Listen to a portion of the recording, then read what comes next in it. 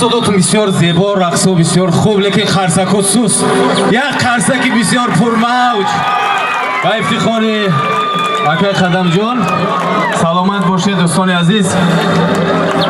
و ببینید که چقدر خرسندی است و بیشتر خرسندی حسیات از پدر و مادر دیده می شود. پدرت شاه ستون خانه توست، در و دروازه اش کاشانه توست، که بگردی به جهان آسوده، پدرت دولت شاهانه توست. نام نیکت در زبانم هر کجا باشی پدر، آرزویم تا ابد در نزد ما باشی پدر. دیده بس نیک و بد، پست و بلندی حیات، از برای زندگی مشکل کشا باشی پدر. در حقیقت پدرها مشکل کشای همه خاندان هستند.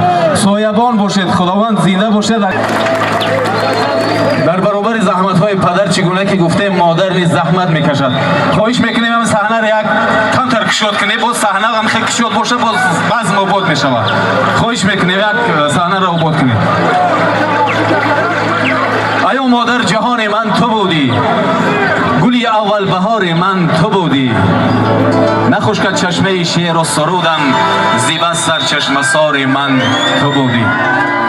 صد جان و دل فدای یک مدعای مادر، فتح و کشایی شارد دستی دعای مادر. بشنید گر صدایم دنیای سخت گوشان، انگیزه است شاید از اللهای مادر. آغاز آفرینش در رحم اوست، زین روز صد داستان برآید،